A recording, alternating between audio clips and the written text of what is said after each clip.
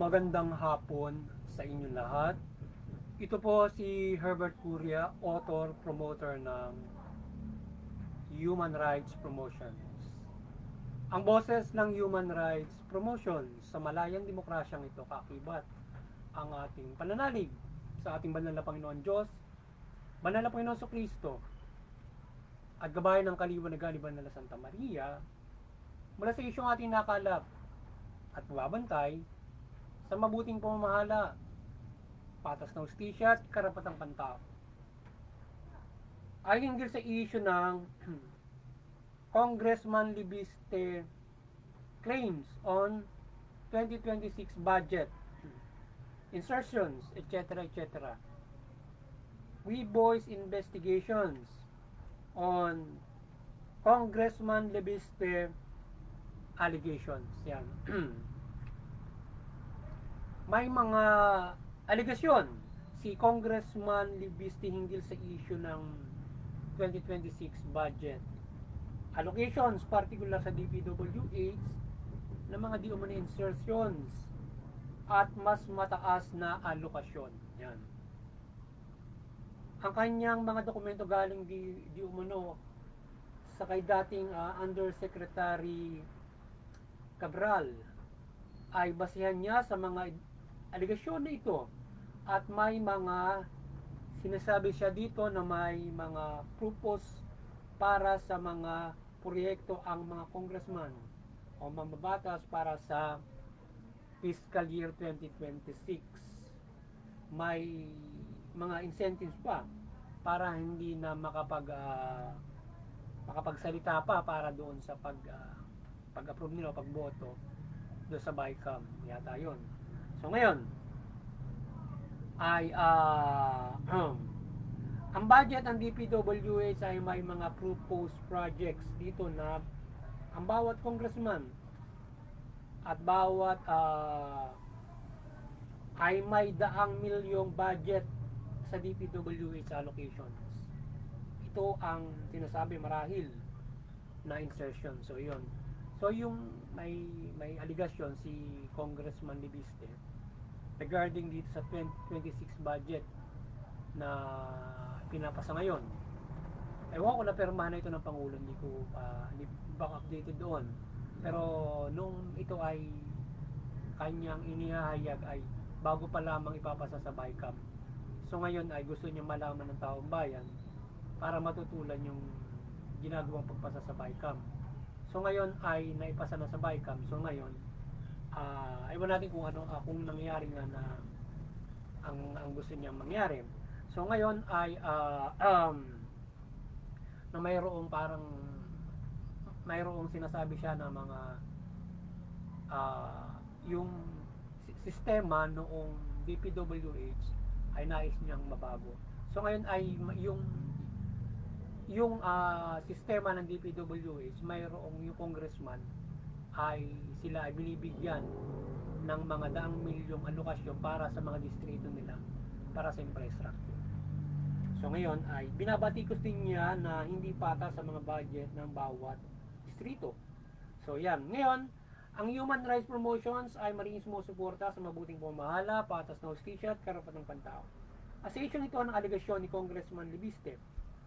We voice investigation on Congressman Libiste allegations on insertion in DPWH 2026 budgets. Yan. So, ang ating pamahalaan mula sa Administrasyon Marcos ay tingnan na mabuti ang budget na ipinapasa sa 2026 ng BICAM at sa NEP pa lamang kung saan may aligasyon dito na may insertion sa DPWH budget. So, ang mga congressman na mula sa aligasyon ni Congressman Libiste ay nakabase ito sa files ni dating Undersecretary Cabral di umano. So ngayon ay sana yung ating Administrasyon Marcos kung naipasa na ito sa BICAM. So siguro liniing mabuti ng ating Pangulong Marcos itong aligasyon ni Congressman Libiste regarding do sa mataas na alokasyon ng DPWH budget. Pagkatapos ay yung mga congressman ay mayroong mga budget sila para sa kanilang mga distrito para sa infrastructure. So ngayon, ito ngayon yung ating boses dito.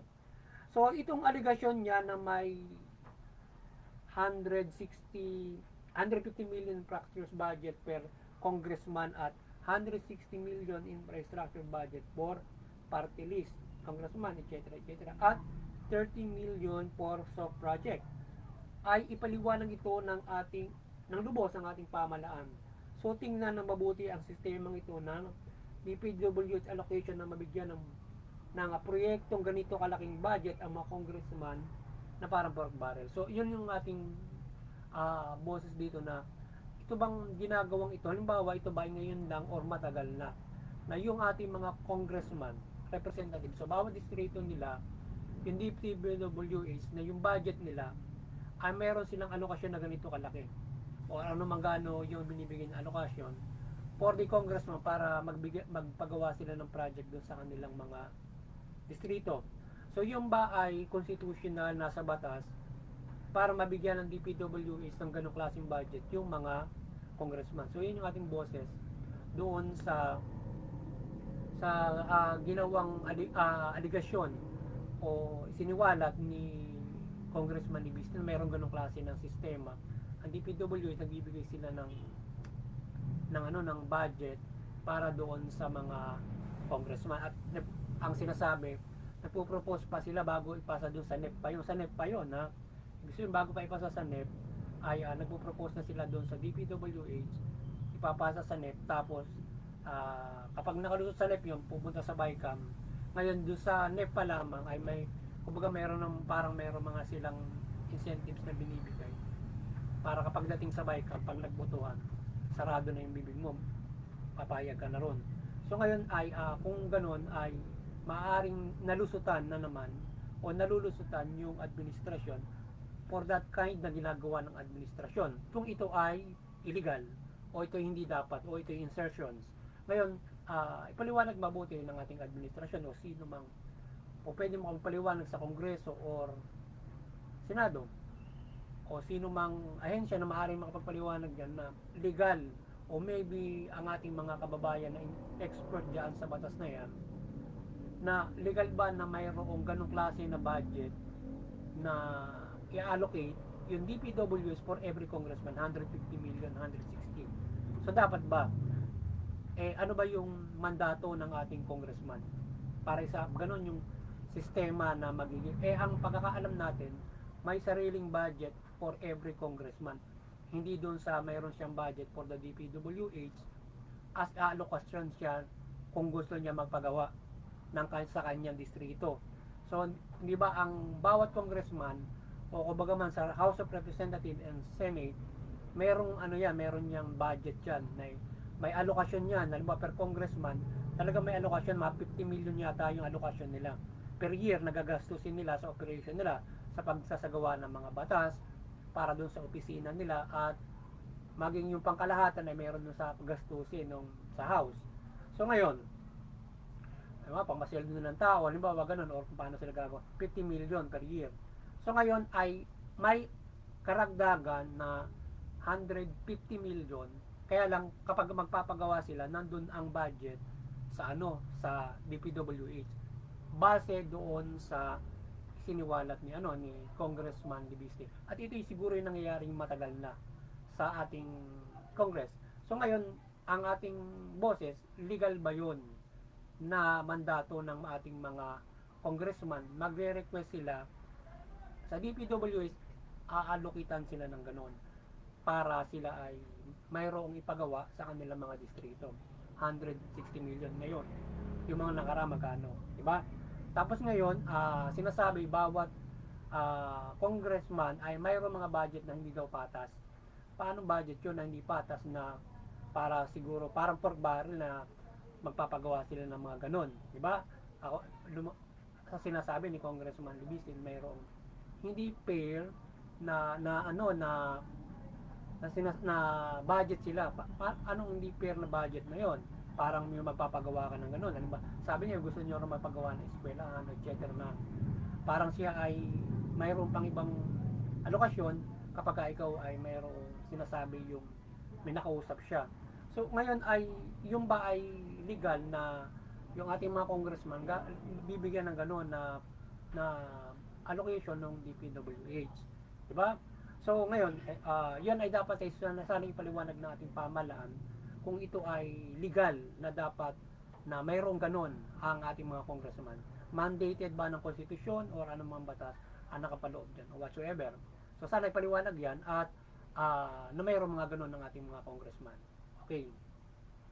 At ito ay hindi ba sa insertions. Kasi kung ganon, kung halimbawa ito ay legal na mayroong ganon na pwede silang mag-request para sa kanilang distrito, ang ating boses dyan ay itigil yon, i-change. Hindi dapat mayroong ganong klase na mga budget ng mga congressman. Kasi ang congressman, ang mga senador, ang trabaho nila magsagawa ng batas. Doon sila bibigyan ng budget. Hindi mapagawa ng kalye, kalsada, ganon. Kasi sa iba dapat yan. It is exclusive for the national DPWH at para doon sa mga halimbawa mayor and gobernador. So mamaya ipapaliwanag ko ng gusto. So ngayon, yung ating congressman ay may mga 50 milyon din ang yearly budget nito, no? Kundi ako nagkakamali. Kung gayon, bakit pa binibigyan sila ng budget para sa infrastructures from DPWH allocations na inilathala ni Congressman Libiste. So yun. So itong sistemang ito ng budget na iyan ay parang pork barrel, di ba? So pork barrel o itong sinasabing insertions ng congressman at maaaring iba't ibang corrupt na isinasama sa budget ng DPWH at ipapasa nila sa net budget ng ating presidente. Then, kung ganyan na may aligasyon ay nalusutan na naman ang ating NEP ng mga proposal ng DPWH, maybe other agency. Dapat i-check muli ng Pangulo ang ito bago pirmahan at kanyang ma-adjust yan. So yun, kung kasama sa NEP, di ba? Kasi bago ibigay sa BICAM yan, bago salain ng BICAM yan, sasalain muna ng ating sa NEP yan. Pupropose doon hindi na naman yata nasala niya na mayroong ganong insert. Mayroong request yung mga congressman doon sa DPWH. Dapat tinitingnan. So ngayon ay papasa sigurado yan doon sa BICAM kasi nga may incentive sabi ni ano. So ngayon ay legal ba yon? Kaya ngayon natin natanong, boses natin, legal ba yon na magkaroon ng ganun yung mga congressman o even senador na magre-request sila ng ganun. Ngayon, hindi na, sa tingin ko, hindi na trabaho. Ngayon kung gano'n na naging sistema na po pwede, dapat babaguhin yon. So dapat ang taong bayan magkaisa na hindi po pwedeng magkaroon ng ganong klase ng budget yung mga congressman, senador, para sila magpapagawa ng tulay, magpapagawa ng it should be doon sa mga sa DPWH exclusive at ang magpo-propose noon, ito yung ating boses dito. So, ito muna, ipaliwanag ng ating pamahalaan kung legal itong framework na ito ng budgeting na binibigay sa mga congressman. So, yung nabanggit nga natin na yun. So, ang ating boses dito ay hindi dapat mag-allocate ang DPWH ng mga infrastructure budget per congressman o district at kagaya ng flood control para magamit nila ito sa korupsyon lamang at hindi sa makatotohanan na proyekto. At tila hindi naman nila mandato ang pagpapagawa ng kalsada, magpagawa ka ng mga school. So kundi ang gumagawa lamang ng batas kung kaya't sapat na ang alokasyon na pondo ng bayan para sa congressman mismo. So yung ating mga congressman bagay natin ng batas ang ginagawa nila, hindi magpagawa ng kalsada, di ba? So ngayon ay kung yung distrito nila nakikita nila dahil congressman sila, mayroong mga bako-bako mga kalsada ron, checkin nila yung kanilang gobernador or mayor per bayan. Kung sa bayan mo, bako-bako yung daan doon, mayor ang checkin mo. Kapag pangkalahatan, gobernador, di ba? So ngayon ay yung mga infrastructure ng bawat distrito ay dapat sa lokal na pamahalaan mula mayor and governor na siyang dapat magsumiti ng infrastructure proposals in DPWH base sa pangangailangan ng bawat bayan, cities, districts, or provinces. So para sa atin, yung ating tingin dito kung paano ang infrastructure ng buong bansa at bawat bayan, DPWH at saka yung bayan-bayan. Kasi di ba, bawat bayan, mayroong mga engineering yan eh, pag nagpapagawa sila. So, iba yung budget ng bawat lokal na pamahalaan. So, ngayon ay, kung maaari, sila ay, kung po pwede silang mag-propose sa DPWH para doon sa proyekto nila. At pwede ang bawat bayan ay may doon i-allocate, doon halimbawa, per bayan, pwede mag-allocate sila ng pinakamataas na mula per year ang 50 million halimbawa na maaari ka makapagpagawa ng infrastructure na gano'n at per demand. Halimbawa naroon lang sa DPWH yung budget pero may demand ka, pwede kang hanggang 50 million may budget sa iyo, makapagpagawa ka ng infrastructure. So maraming magagawa yun kasi kapag ka nagka-amortization ka, ang daming proyektong gagawin no, kung gano'n kalaki yun, di ba? Yearly, kahit ilang milyon lang. So kaya kaya dapat ang nakakaalam nung kanilang mga bayan-bayan ay yung mga mayor, gobernador, kung sa pangkalahatan ng probinsya. So yung ating mga congressman, checkin na lang nila kung bago-buko yung kalsada, pukpukin nila yung gobernador at saka yung mga mayor kung bakit ganoon, di ba? Pero hindi sila yung magpapagawa noon kasi mayor dapat na trabaho yan at saka ng gobernador, yung ganoon, di ba? Papagawa ng school, dapat yun ang mamandatuhan ng ganoon eh. Hindi yung congressman. Kasi yung congressman, magawa ka ng batas na gano'n. Imbestigahan na lang nila kung mayroong hindi ginagawa yung gano'n. Yung mga ganyan, mga proyektong ganyan. So, hindi sila dapat ang hawak ng budget na yan. Or, sila yung magre-request. Yung distrito ko, gusto ko maganda yung hindi.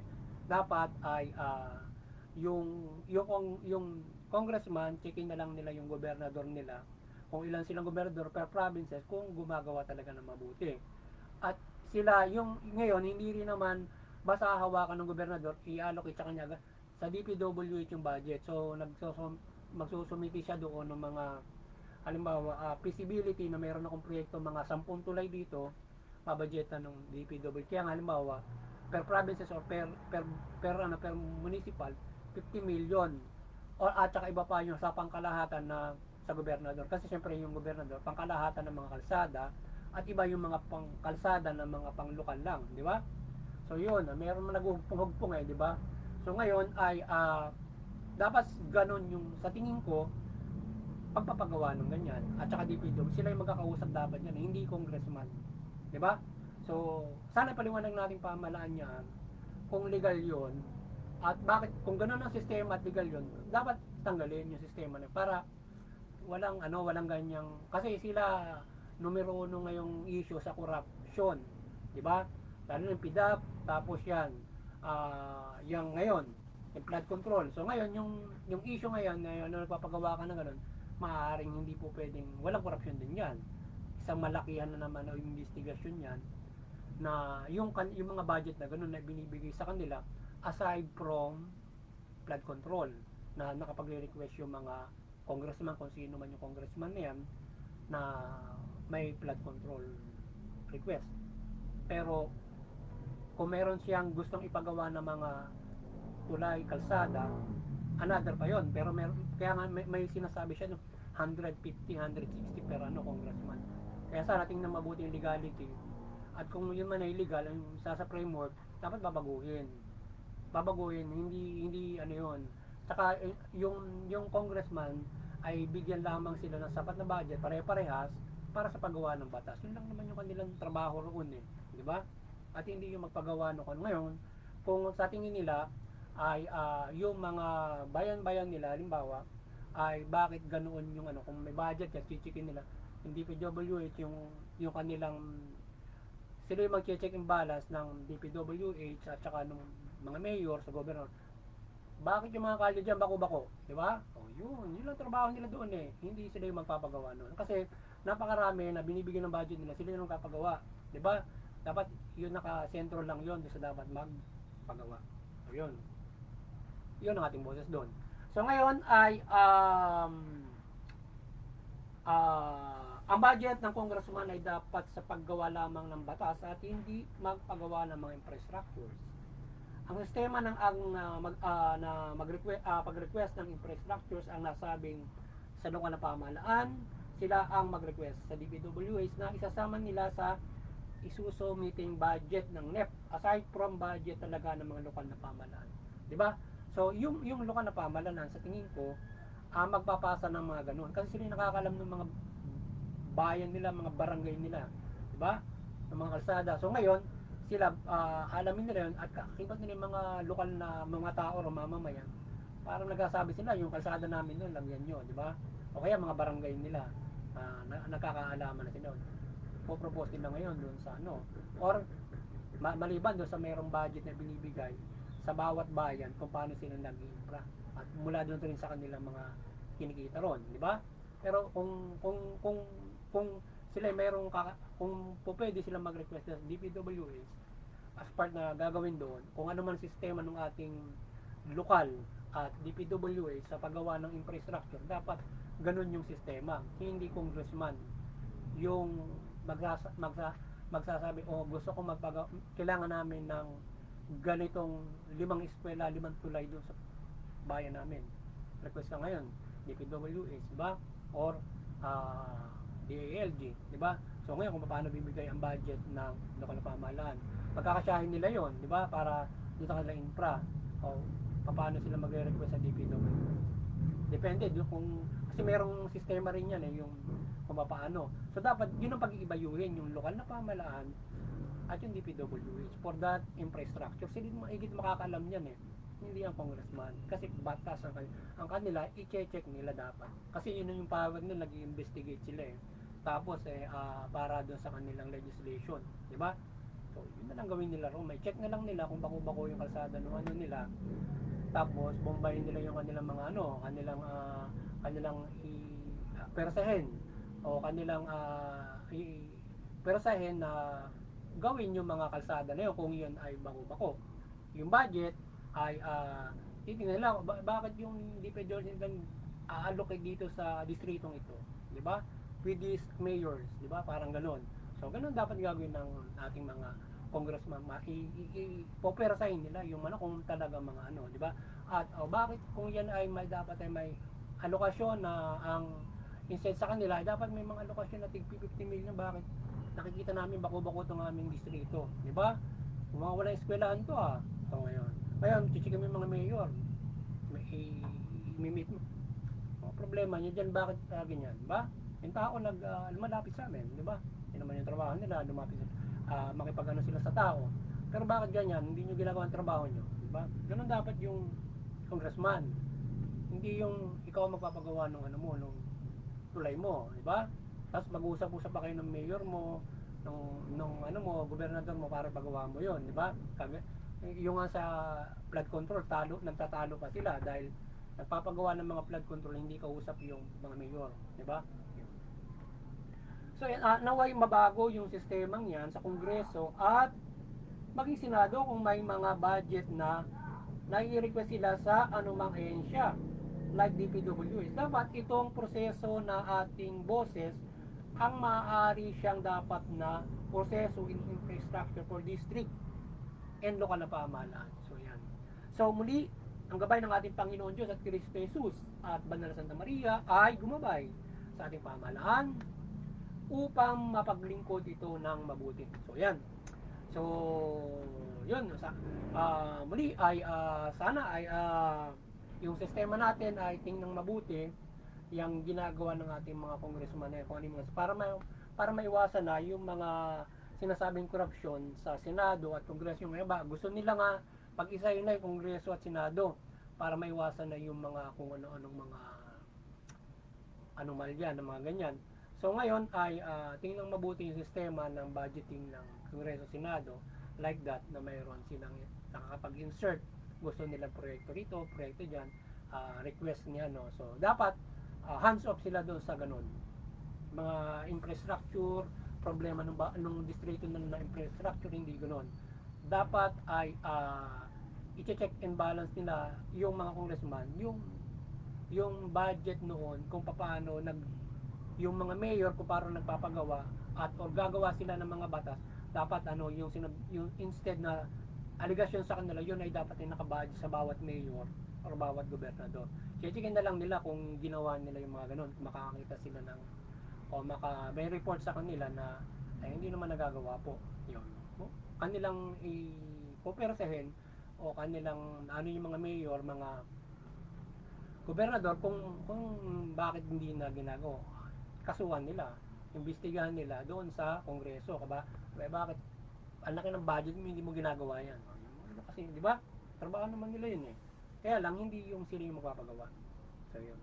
Kasi parang yung sinasabi nga ng iba, paano nila yun eh, parang dagdag ano nila yun para sila ay bumango doon sa mga tao kapag sila ay nagpo-proyekto, di ba?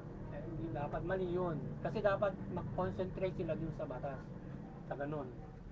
So ngayon, at sila ay magiging kaakibat pa rin nung kaunlaran ng bayan nila, hindi lang magpasa ng batas, dahil na-check nila yung mga yung mga ginagawa ng mga mayor at ginagawa ng mga kongres ng gobernador nila, ginagawa ng DILG at ng DPWH. Doon naglalaro yung infrastructure para diyan. Kaya lang yung hindi lang diyan kasi ang budget ng mga paggawa ng paggawa, kahit yung DPWH meron din project yata yan kung paano nagpapagawa din yan, di ba? Meron din sakop yan. Yung DepEd meron din, yung DOH meron din, sila din nagpapagawa ng may budget sila para sa hospital. DPWH is school, di ba? Naging additional ngayon kapag mayroong budget yung dapat nakakonsentrate tayo sa ganon kung per department sila yung magpapagawa ng ganon, aside from infrastructure kung paano usapin, pag DepEd papagawa ka ng eskwelahan in connection with DPWH para mga ganon, di ba? Or paano yan, di ba? So yun. Sana at saka bilang local pamahalaan. So muli maliwanagan ng Banal na Santa Maria ang sambayan ng Pilipino mula pamahalaan at mamamayang Pilipino, yung pamahalaan na mabuti, tugunin yung karapatang pantao, patas ng hustisya, at yung ating mga nasa pamahalaan iwasan yung pang-abuso, paglabag sa karapatang pantao at presyon, yan, katiwalian, at at bagas magkaroon ng mabuting pamamahala, yung ating namang mamamayan iwasan yung paglabag sa batas, paglaban sa pamahalaan, bago suportahan yung human rights, pagpapairal human rights, patas ng hustisya at mabuting pamahalaan. Sabi mga pumumuhay tayo ng maunlad, mapayapa. Higit sa lahat, makakapanampalataya tayo ng lubos sa ating banal na Panginoon Diyos mula Panginoon sa Kristo. Yan. At magkaroon tayo ng kaligtasan ng spiritual. So yun, magandang hapon sa inyo lahat. Sana ay nakapagsabones na naman ang Human Rights Promotion Saling yung hinggil dito sa isyong ito ng aligasyon ni Congressman Libiste hinggil dyan sa mga insertions, yung mga budget. Magandang hapon sa inyo lahat at God bless you all.